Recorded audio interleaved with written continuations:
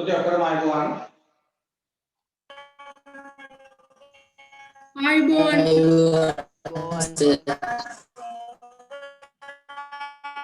ආයුබෝවන් සර්. පුතේ මේ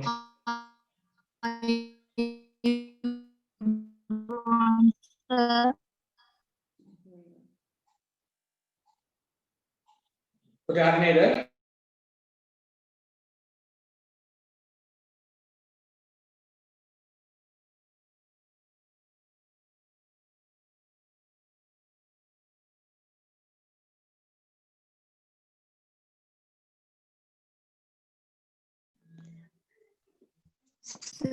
සහන්න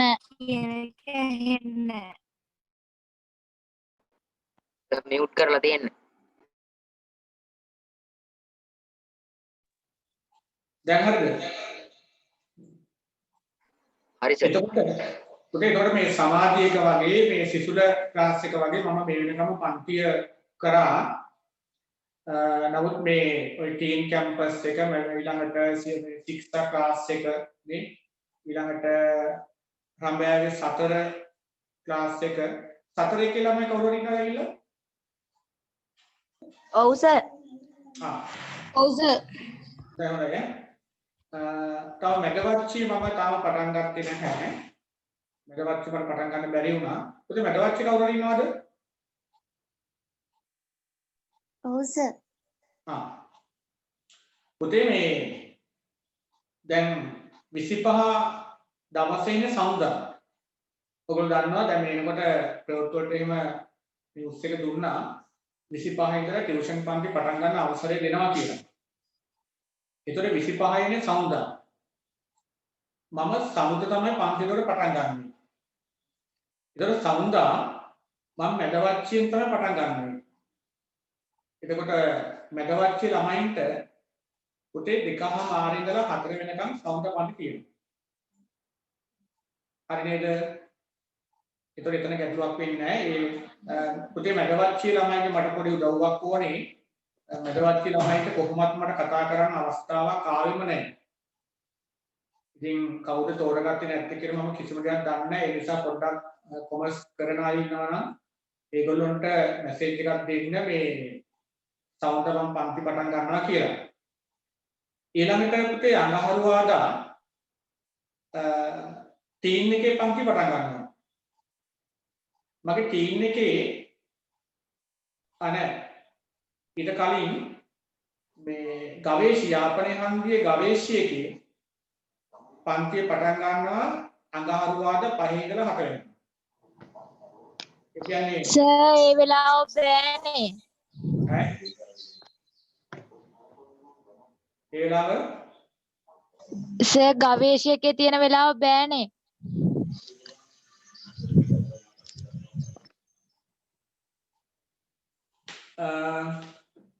මම කියන්නේ මෙහෙම කරමුද?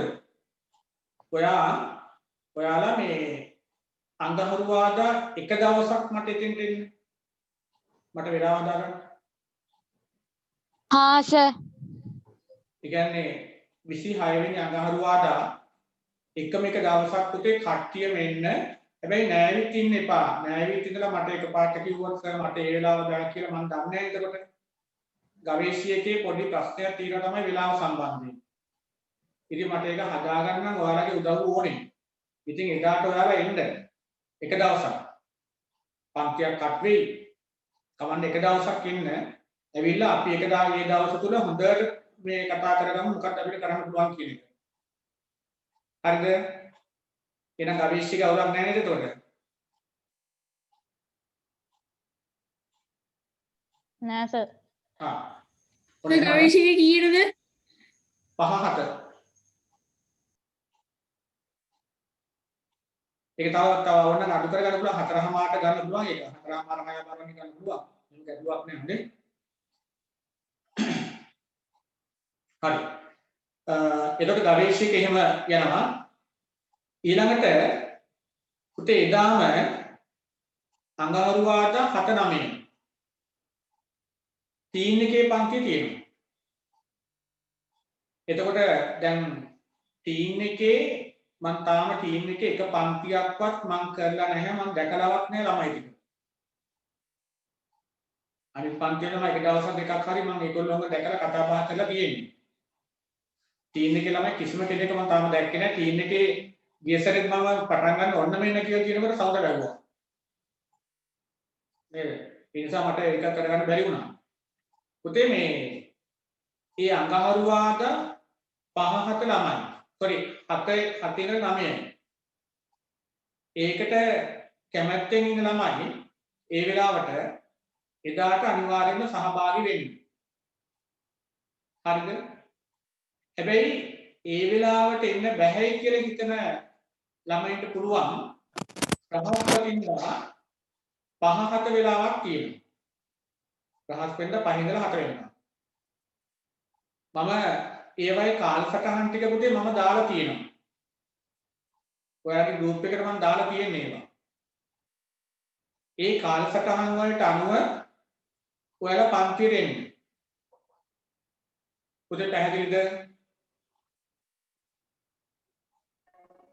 ඔව්. මම කාලසටහන් ටික දාලා තියෙන්නේ. තවත් මේ ක්ලාස් සම්බන්ධ මොනවාරි ප්‍රශ්න තියෙන අය ඉන්නවද?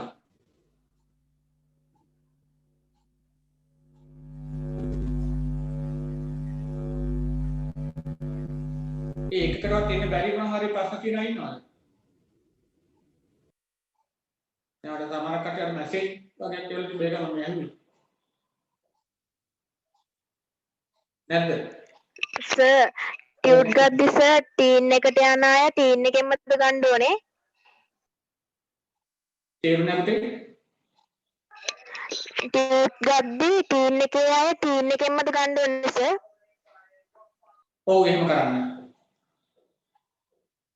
තමන්ගේ ආයතනේ තමන්ට ඒ ආයතනේ තියෙන ටියුට් එක එතනින් ගන්න. පුළුවන් නේද? පුළුවන් සර්.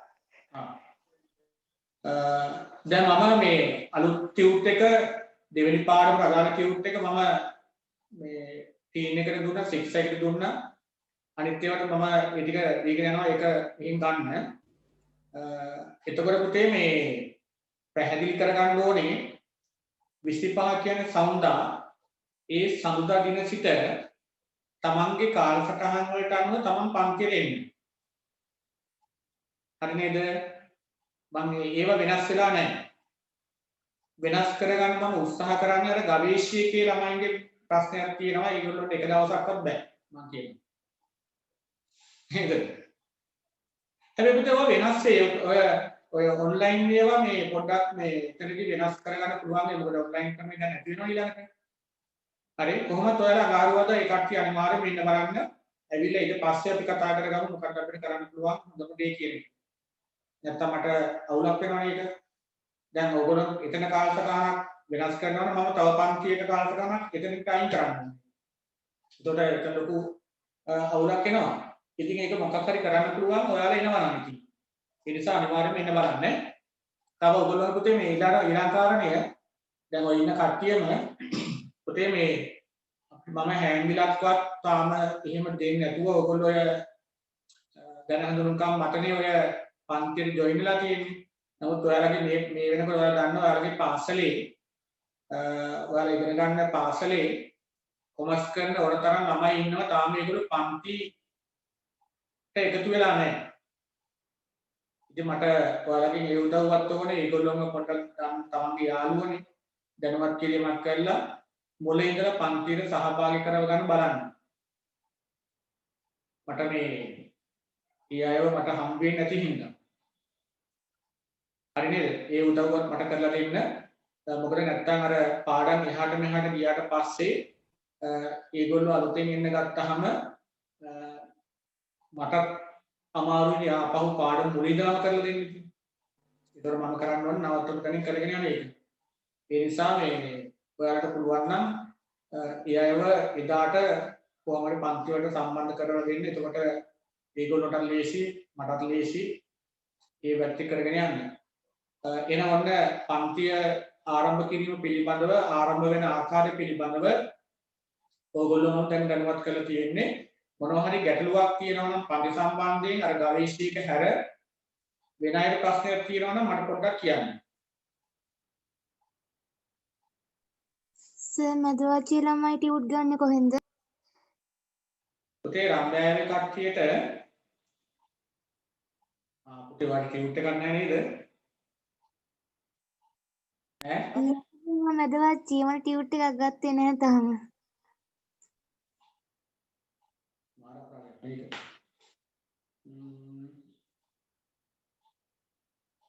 පුතේ අපි 26ම ගමුද? 25. හරි සර්. නැත්තම් මම ඒ වෙනුවෙන්ම අර මැදවච්චියට මට එන්න වෙනවා. මම මැදවච්චියට ගියොත් මම මැසේජ් එකක් දාන්න නේ.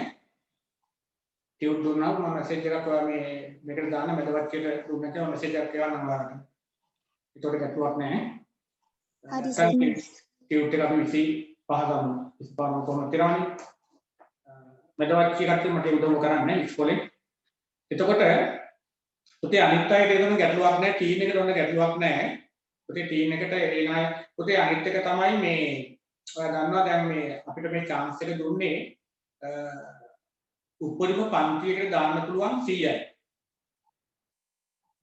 හොඳේ පන්තියකට දාන්න පුළුවන් උපරිම 100යි ඒකෙනු ඒ පන්තියේ ප්‍රමාණයට 50ක් තමයි දාන්න පුළුවන් ඒ කියන්නේ මෙතන මගේ පන්තියට ළමයි 40 දාන්න පුළුවන් කියලා. ඒක නේද? හලෝ.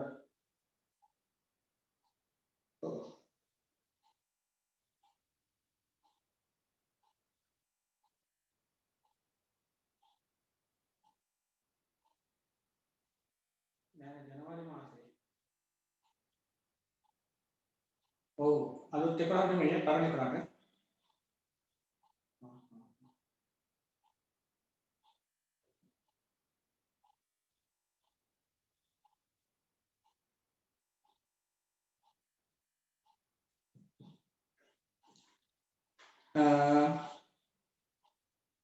පුතේ ඒව ගැටු තියන්නේ නෑ නේද? සර් 4 එකේ කීයටද තියෙන්නේ? පුතේ 4 එකේ තියෙන්නේ මේ 2:00 4:00. හරි සර්. හරි. මම ඒකට කිව්වේ පුතේ මේ ඒ පන්තියක මට දාන්න පුළුවන් ළමයි 40යි නම් එතකොට ඒක 40 20 වෙනවා. ඒ ක්‍රමයක තමයි පන්තිය හැදෙන්නේ. ඒ නිසා මේ දැන් පන්තියට අනවශ්‍ය විදිහට පිරෙන්න කියොත් ඒක පන්ති වලට අවුලක් වෙනවා. ඒ නිසා ඔයාලා ඒකයි මම කිව්වේ මේ මම මැසේජ් එකක් දැම්මා විශේෂයෙන්ම ටීම් එකේ අරක නම් අවුලක් වෙන්නේ නැහැ මේ 6 එකේ. මොකද 6 එකේ ලොකු හෝල් අපිට ගන්න පුළුවන්.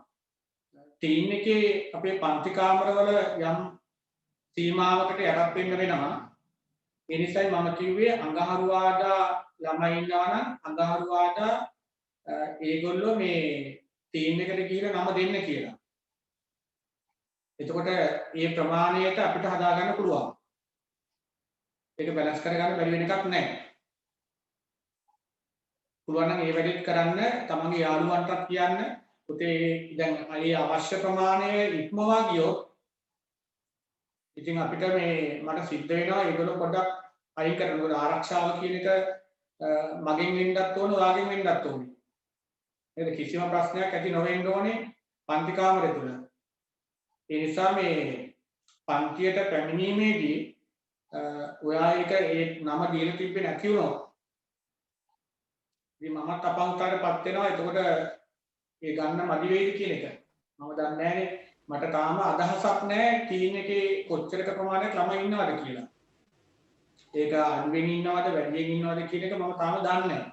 දැන් අද මෙතෙන්ද ළමයි 30 ගානක් 40 ගානක් වෙලා හිටියට තව ළමයි ඉන්නවා ගොඩක්. ඒගොල්ලෝ තාම පන්ති පටන් ගන්නකම් ඉන්නේ. ඒ නිසා ඒවත් පොඩ්ඩක් ඔයගොල්ලෝ හිතලා පුළුවන් නම් මේ අඟහරුවාදා එන කට්ටිය අඟහරුවාදා නම දෙන්න. ඊළඟට බ්‍රහස්පතින්දා එන කට්ටිය බ්‍රහස්පතින්දා ක්ලාස් එකට නම දෙන්න. එතකොට අපිට මොන හරි දෙයක් කරගන්න බැරි වෙන එකක් නැහැ. පුතේ මේ අපි යමු දෙයක් පාඩමට.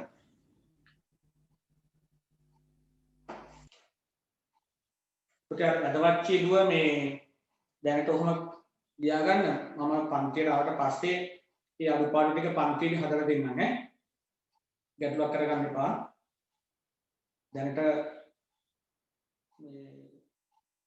මේ පොලේ කහේ ලියා ගන්න පුතේ මම ඔයාලගේ මේ කොටස මේ පුතේ බලන්න මට කියන්නකෝ ඔයගොල්ලෝ ඉන්නවද සමාජික ළමයි ඉන්නවද මේ සිසුල ක්ලාස් එකේ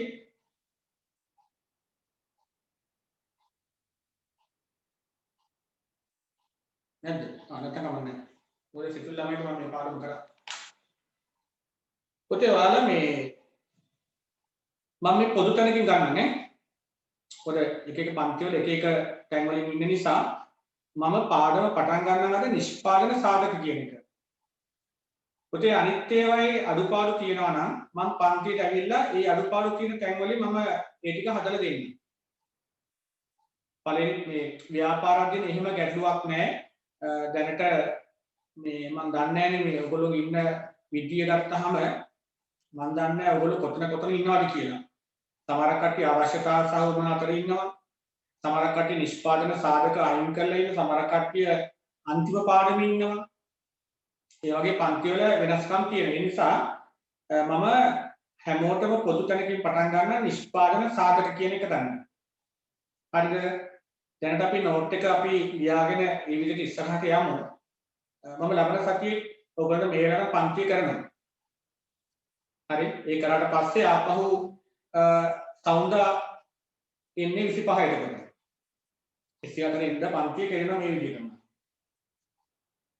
ඊළඟ 25 ඉඳලා පන්තිය අපි පටන් ගන්න නිසා ඔන්ලයින් ක්ලාස් එක අපි తాවකාලිකව නවත්තනවා. නමුත් මේ මොනවද ගැටලුවක් ආවොත් ඔන්ලයින් වල අපි ඉන්නවා. ඒ කියන්නේ මම ඔයගොල්ලෝ මොනම හේතුවක් නිසාවත් විෂය තුල මම අතරමං කරන්න උත්සාහ කරන්නේ නැහැ. ඒක මම කවදාවත් කරලා නැති වැඩක්. මංගාවට උදේ ළමයෙක් ආවොත් ඒ ළමයා මම විභාගෙට යනකම්ම එයාට මම අතරමං වෙන්න දෙන්නේ නැහැ.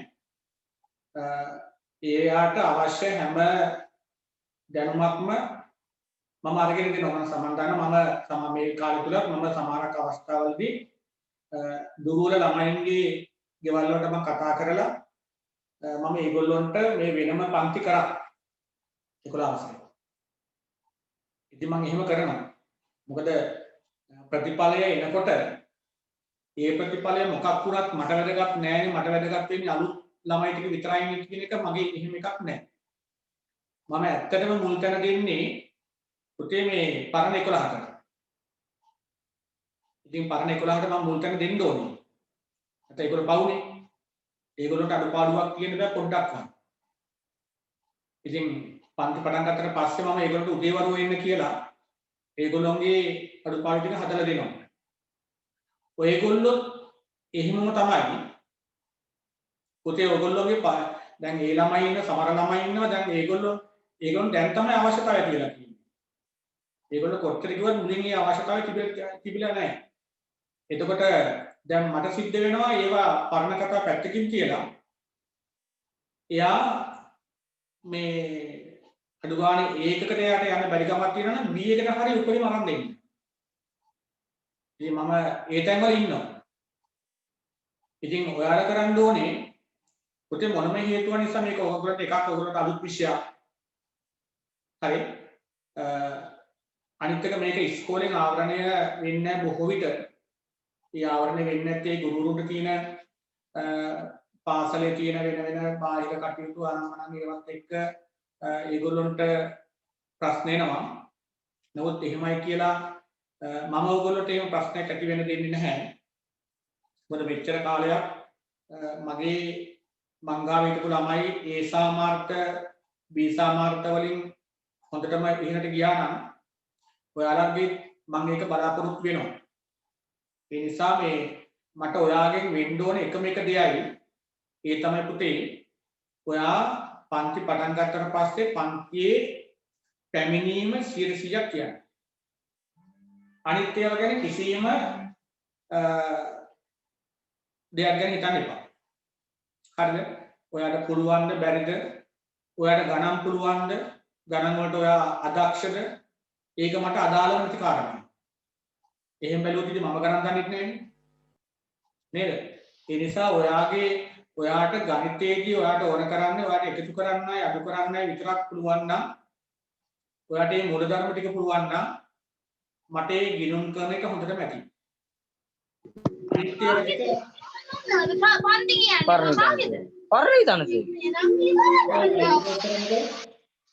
මයික් එක ඔෆ් කරන්න. හැම කෙනෙක්ම හරිද? ඒ නිසා මේ පැමිණීම කියන එක අනිවාර්ය කරගෙන තියාගන්න බලන්න. ඒක වෙන්න ඕන. එතකොට මේ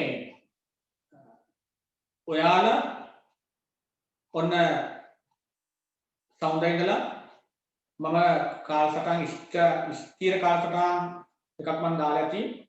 ඒක බලන්න, ඒක බලලා ඉන්න. තව යාළුවෝ ඉන්නවනම් යාළුවන්ට අවශ්‍යතාවය තියෙනවා නම් ඒ කාලසටහන් දෙන්න. හරිද? ඒ ටිකත් ඔයගොල්ලෝ කරන්න. හරිද දෙන්න. පටන් ගමු.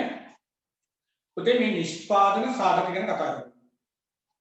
පුතේ මේ නිෂ්පාදන සාධක ගැන කතා කරනකොට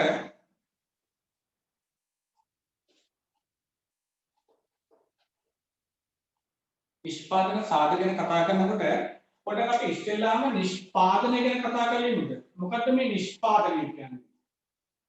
පුතේ මේ නිෂ්පාදනය කියලා කියන්නේ නිමවුමක්. ඒක නිමවුමක්. දැන් උදාහරණයක් ඔයා ගාව තියෙන ටියුබ් එක නිමවුමක්. නිෂ්පාදනයේ එක අංගයක්. ඔයා ගාව තියෙන පෑන් නිමවුමක්. නිෂ්පාදනය. ඒතර මේ මං ගාව තියෙන්නේ වයිට් පෑන. මේකත් නිමවුමක්. හැබැයි මේ නිෂ්පාදනය කියලා කියනකොට පුතේ නිෂ්පාදනයයි තව අදහසක් කියනවා නිෂ්පාදිතය. මේ නිෂ්පාදනය සහ නිෂ්පාදිතය කියන්නේ දෙකක්. නිෂ්පාදනය කියන්නේ යම්කිසි නිෂ්පාදන ක්‍රියාවලියක් එතන තියෙනවා. ඒක නිෂ්පාදනය වෙමින් පවතින. නිෂ්පාදනය වෙලා නැහැ ඒක. හැබැයි නිෂ්පාදන ක්‍රියාවලිය තුල ඉන්නවා. ඒ කියන්නේ අමුද්‍රව්‍ය තියෙනවනේ. මේ අමුද්‍රව්‍ය නිමි තත්වයට පත් කරනවා නම් නිමි භාණ්ඩ බවට පත් කරනවා නම් පුතේ ඒක නිෂ්පාදිතය වෙනවා. අමුද්‍රව්‍ය නිමි භාණ්ඩ බවට පත් කරනවා නම් ඒක නිෂ්පාදිතයක් වෙනවා. මේ මංගාව තියෙන නිෂ්පාදිතයක් එතකොට. හරිද? දැන් මෙහෙම හිතන්න. මං කඩේකට ගිහිල්ලා මුදලාලිට කියනවා මුදලාලි ඔයා මට දෙන්න වයිට් බෝඩ් පෑනක් කියලා. එතකොට මුදලාලි මට දෙනවා මේ කොකුවක් නැති මේ පෑන දෙනවා මට. එයා මට මෙහෙම කියනවා. ඔයා මේ පෑන දැනට අරගෙන යන්න මේකේ කොකුව තාම නිෂ්පාදනය වෙලා නැහැ. ඒක නිෂ්පාදනය කරපු ගමන් මම ඔයාගේ ගෙදරට මේක ප්‍රවාහණය කරලා දෙනවා. එතන මම කියන බොහොම ඉක්මනට ඔයාම මේ පෑන තියාගන්න මම අලුත් කරගෙන ගන්නවා. එතකොට මේක නිෂ්පාදිතයක් නෙවෙයි. එහෙනම් මේක නිෂ්පාදිතයක් වෙනවා මේක කොහොම කියන්නේ? දැන් මේක නිෂ්පාදිතයක් වෙනවා. එහෙනම් අර අපි ඉස්සෙල්ලා කතා කරේ ඒක නිෂ්පාදනය වෙනවා ඒක. ඒක නිමි භාණ්ඩයක් බවට පත් වෙනවා. ඒ කියන්නේ තමයි අපි කියන්නේ නිෂ්පාදනය කියලා. උදාහරණයක් ගමු. අපි නිෂ්පාදන ක්‍රියාවලිය ගැන පොඩ්ඩක් කතා කරමු. දැන් අපි තුනකට බෙදමු.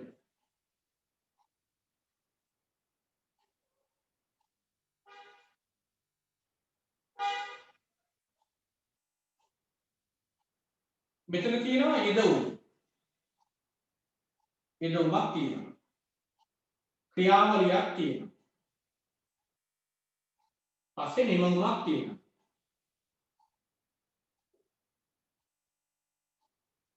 මේකට සම්බන්ධ වෙනවා.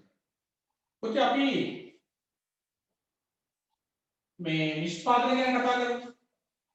අපි ගමු ඔයගොල්ලෝ දන්න දෙයක්. අපි ගමු රොටි. රොටි නිෂ්පාදනය ගැන කතා කරමු. අපි හැමෝම දන්න දෙයක් නේද? දැන් රොටියක් හදන්න පුතේ අවශ්‍ය දේවල් වගේ තියෙනවා යොදවන්න නේ? යොදවන්න ඕන දේවල් ටිකක් තියෙනවා.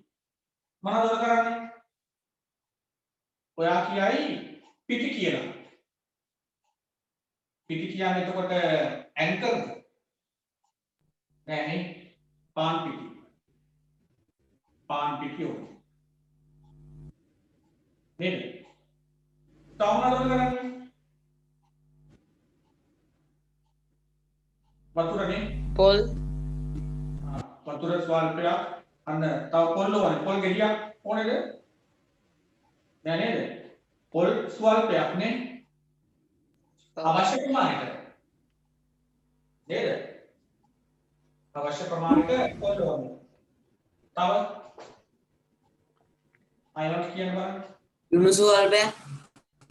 ලුණු ස්වල්පයක්. එයා හොඳට රොටි අරන් ගන්නවා. නේද? ලුණු ස්වල්පයක්. තව වතුර ඕනේ නේද? පොල් ඕනේ, ලුණු ඕනේ. තමයි.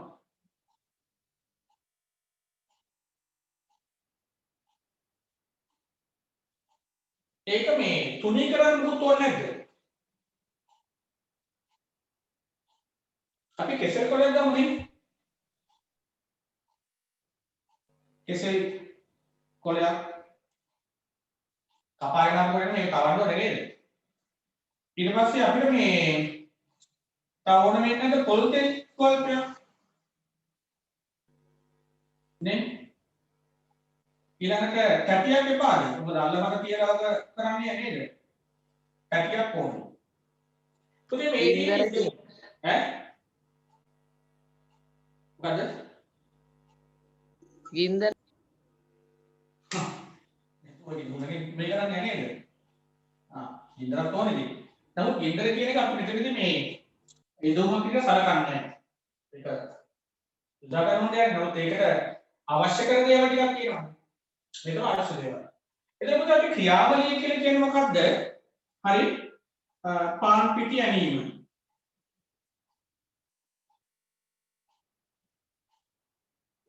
ඊළඟට පොල් කලවම් කිරීම. හරි ලුණු ස්වල්පයක් දැමීම. මේ වගේ ඒ ක්‍රියාවලිය. ඊට පස්සේ ඒව ගුලි කිරීම.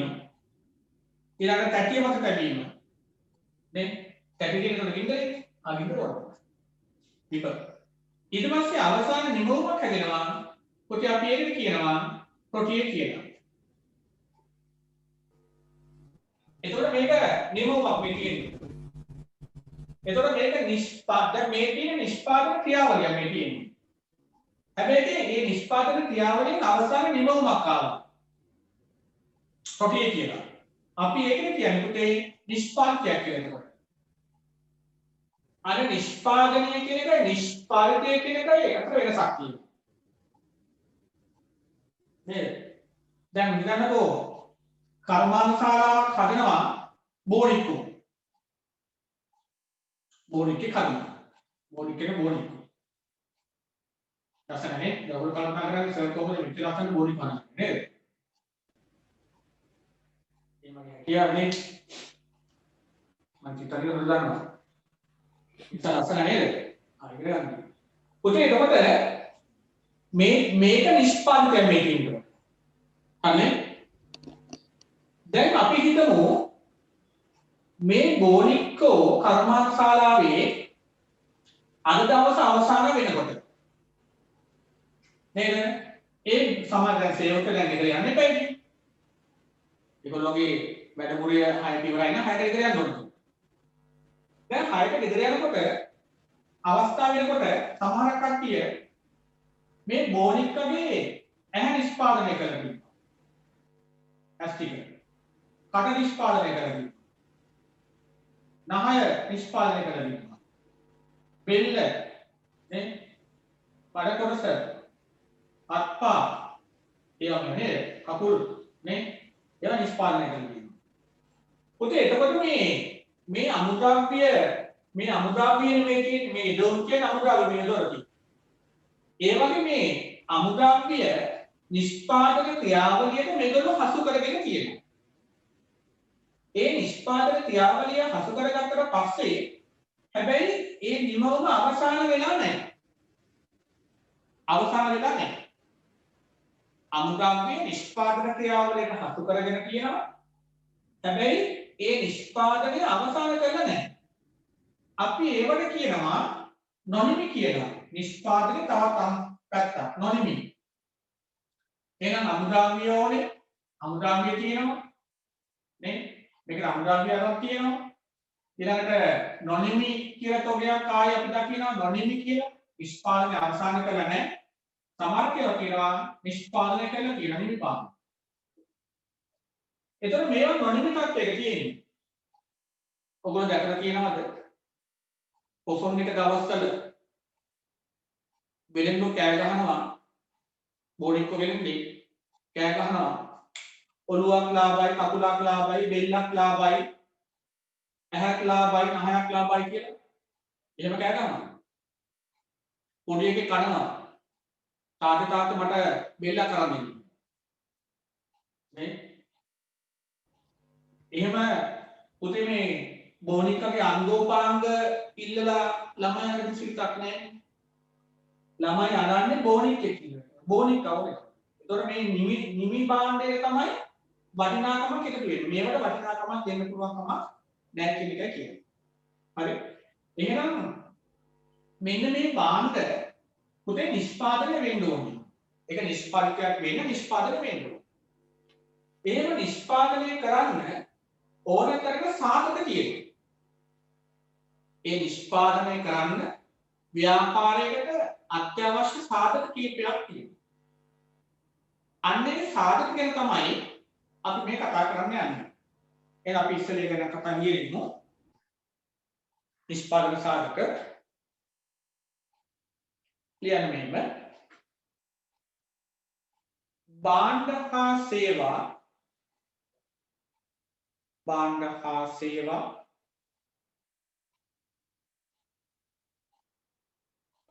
සර් පිටුව කීයද? පුතේ මේ ඕකේ වෙනස් ඇති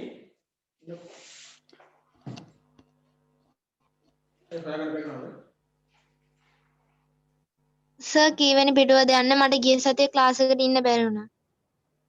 අනේ මේක අන්තිම මේ කරන එක. ඔක 8 වෙනි පිටුවට එන්නකො. 8 වෙනි පිටුවේ නිෂ්පාදන සාධක කියලා අනුමාන කරනවා. මම ඉතින් පටන් ගන්නවා. හම්බුනද? ඔව් සර්. හරි. එතකොට දැන් අපි ලියමු නිෂ්පාදන සාධක කියන්නේ මේ නිෂ්පාදන සාධක මම මෙතන දීලා දෙන්නේ බලන්න භූමිය, ශ්‍රමය, ප්‍රාග්ධනය, ව්‍යවසාය කියලා.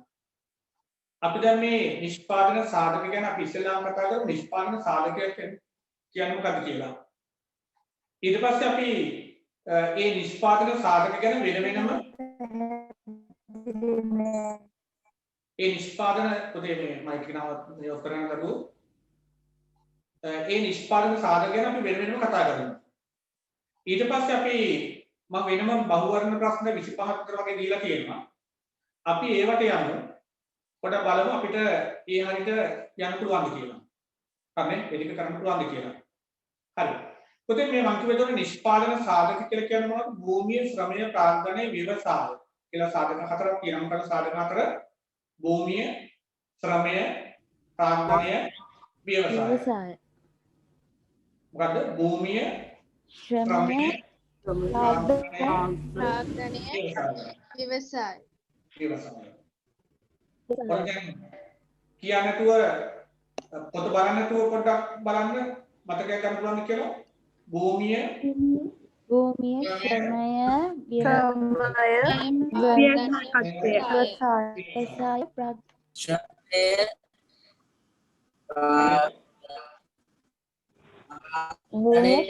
ප්‍රාග්ධනය, ව්‍යවසාය. හරි.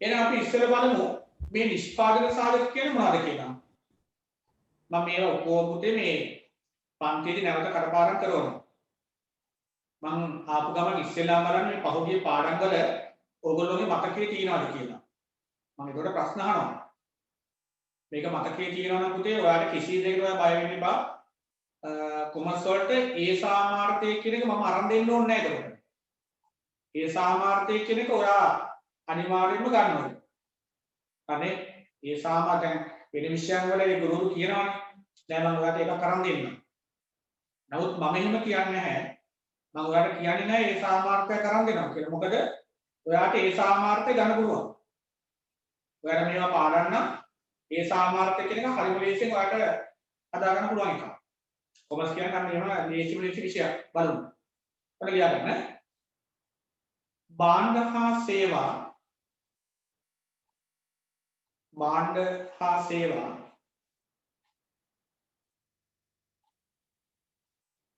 භාණ්ඩ හා සේවා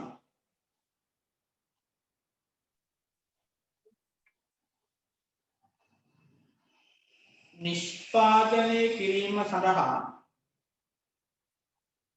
භාණ්ඩ හා සේවා නිෂ්පාදනය කිරීම සඳහා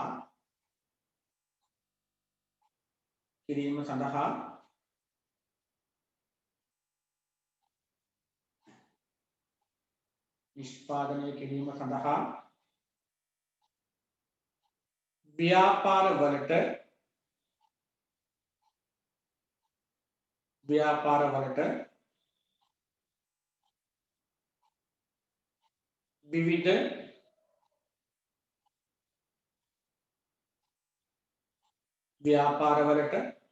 විවිධ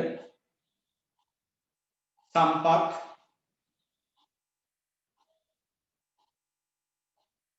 අවශ්‍ය වේ. ව්‍යාපාර වලට විවිධ සම්පත් අවශ්‍ය වේ.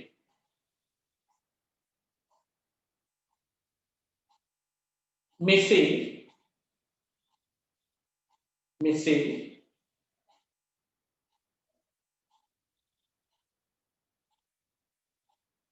අවශ්‍ය වන සම්පත්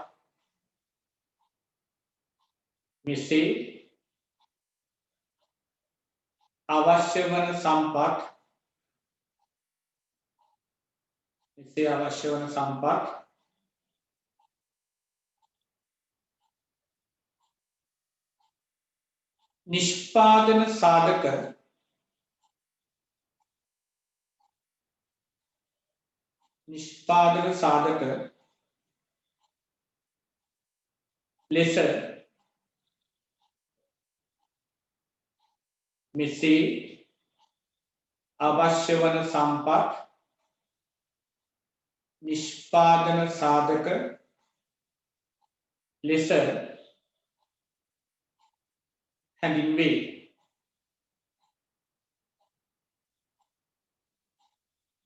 නිෂ්පාදන සාධක ලෙස හැඳින්වේ.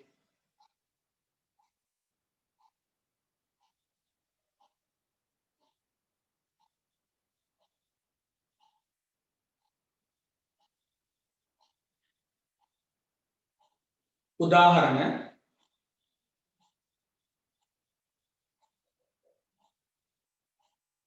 කමාද ලියාගෙන යන්න උදාහරණ භූමිය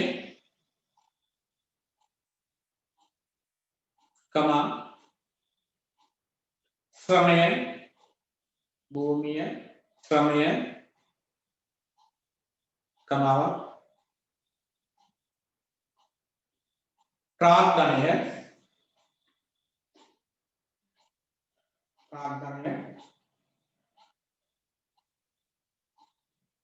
व्यवसाय प्राग्धन्य व्यवसाय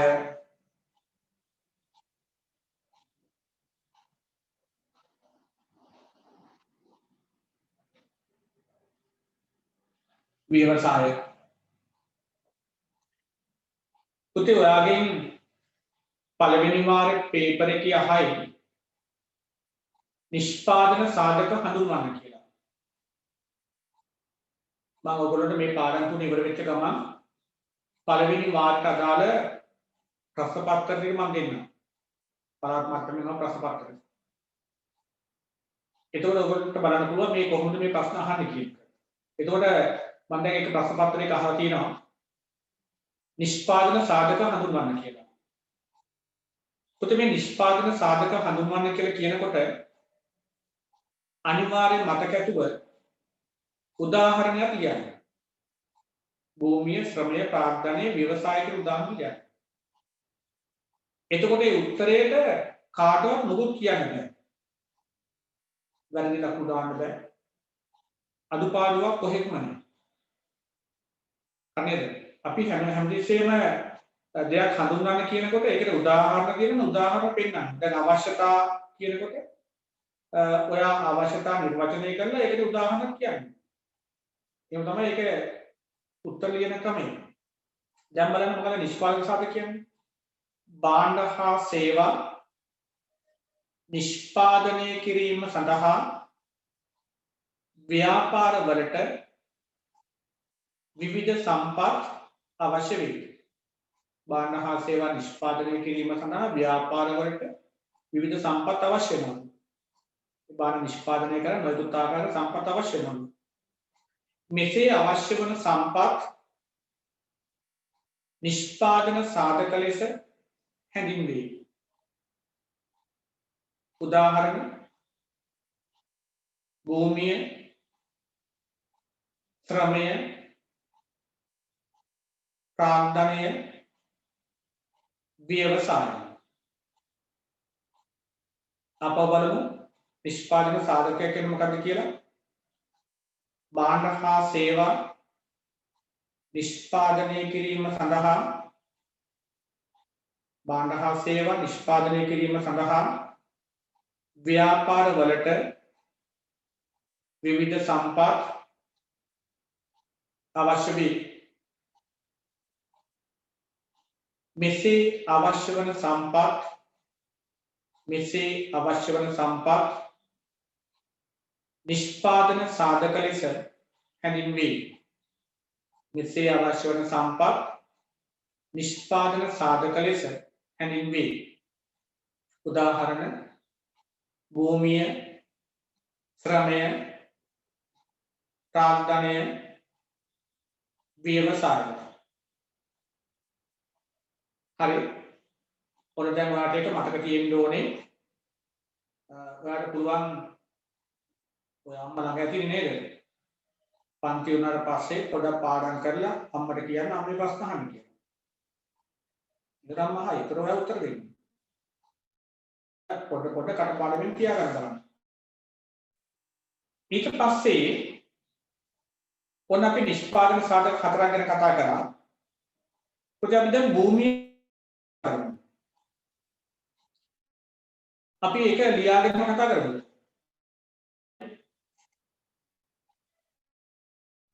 ලියන්න මෙහෙම.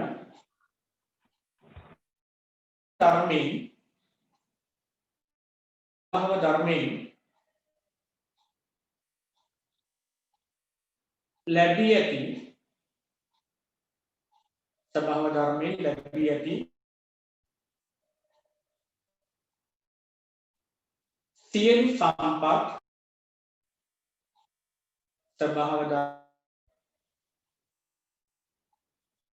ඇති සියලු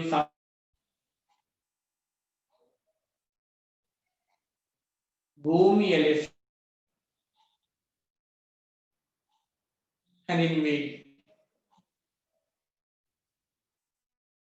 ධර්මයෙන් ලැබී ඇති සියලු සම්පත් ලෙස හැඳින්වේ.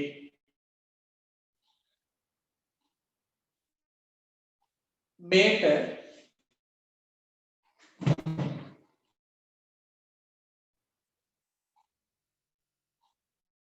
භූමිය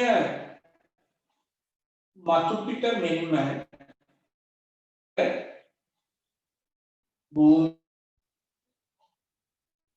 මතු පිට මෙන්ම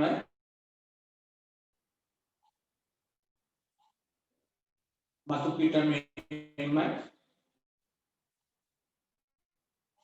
අපි පවත්නා සර් පැහැදිලි වෙන්නේ මොකද කැඩි කැඩි පැහැදිලි නෑ සර්. පැහැදිලි වෙන්නේ නෑනේ. සර් කැඩි කැඩි ඇහෙන්නේ. බලන්න කැඩි කැඩි ඇහෙන්නේ. ලැබී සියලු සම්පත් භූමිය ලෙස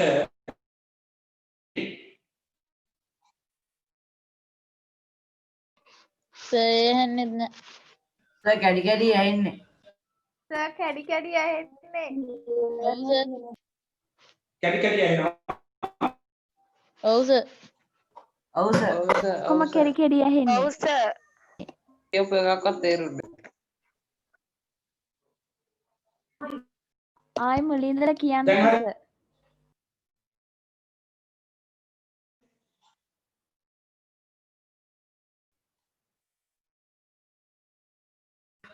දැන්